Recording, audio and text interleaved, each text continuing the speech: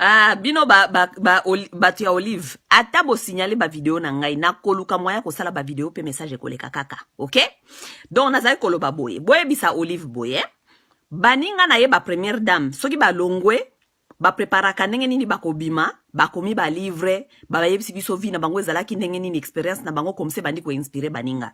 Boye bisa Olive tozali kozela ye akoma livre niti Michelle Obama komaki. Livre na ye soka zanga inspiration ngana opesa ye inspiration. Livre na ye titre nango ekozala comment est-ce que j'ai transformé ma vie d'une chigamba à la première dame. OK? Comme ça va inspirer aussi d'autres petites filles qui sont dans les bazali ko sala ba chigambiste. OK?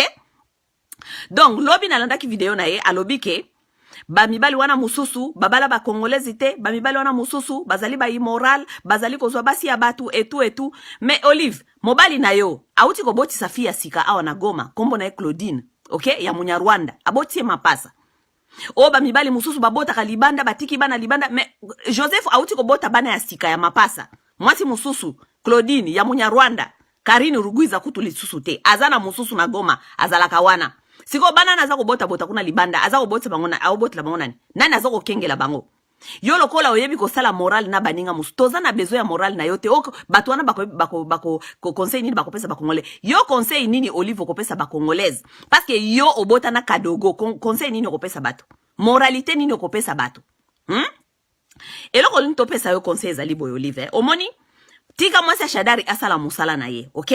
Toi, tu n'es plus sur la scène politique. Nous ne voulons plus te voir sur cette scène politique.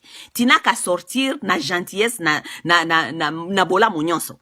O basi wana, bako kende ko yebisa mibali na bango, basi nde ba yebisa ka, ba mibali, basi nde ba kenda kolobela, ba famille na bango pembeni na mobali na bango. Yo osali combien des années na pembeni ya Kanambe. Eloko nini osala pona via ba congolaise échanger. Parce que ba congolaise ti lelo bazali ko souffrir viol, ba congolaise lelo affaire ujana ezali, ba congolaise lelo ba souffrir na maboko ya Kanambe. Eloko nini yo sali na pembeni ya Kanambe pona osala advocacy ou bien ki ambassadrice pona basi congolaise na pembeni ya Kanambe. Eloko te. Obandi ko yeko biso ke basi nde balobelaka ba famille na bango pembeni na mibali na bango. Qu'est-ce que les femmes congolaises ont profité dans na mandat na yo pembeni ya Kanambe? Rien. C'est une ville de violets. Oye bien ngote na mandat na bino nde Congo ba classifier ngo ville mondiale de violets de femmes violées. C'est sur ton mandat. Banda ko réfléchir ndenge ni ko fanda ko mela biso livre wana. Boye la biso bilan na bino ezalaki nini? Tika kokota na ba vie privée ya baninga, OK? D'abord, je vais t'expliquer que la femme n'est pas constitutionnelle. Ça veut dire que vous allez expliquer biso makambi ya basi ya baninga, yeba ke mwasi azali na obligation moko te ou bien devoir constitutionnel. OK? Bazana devoir constitutionnel te. La femme, la première dame est là pour accompagner son mari, OK? Donc, tanayo esili Olive, tanayo esili. Nous avons beaucoup de choses sur toi, nous avons beaucoup de choses sur ta mère. D'abord, hier, on m'a appelé, on m'a dit beaucoup des histoires. Tolingo kota na batali susu te ya kofinga yo, OK? Tu as fait ta part, tu n'as qu'à sortir. Exit, il est temps que tu fais ton exit, OK? Tikela batu mususu temps. Parce que oye komi lokole komi jalousie, ozo ko la baninga jalousie, komi jalousie ozo ko la baninga. Parce que baninga bazali ko ya balekio na kitoko, OK? Nyakero alekio na kitoko, lelo ti lobby. OK?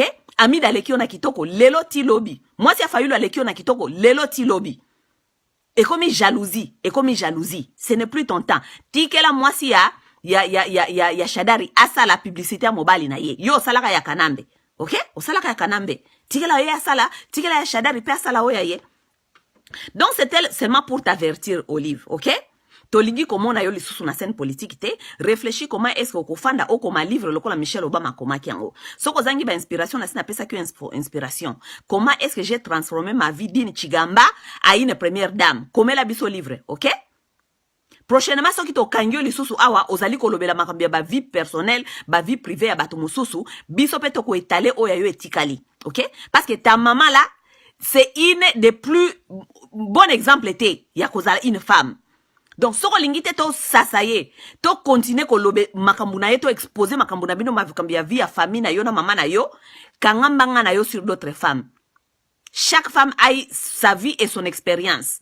Certaines ont eu des expériences très difficiles qui les ont conduit là où elles étaient. OK? Mais ça, place na yo te oya ko juger bango lelo. Parce que toi-même, tu as eu ta vie de chigambiste.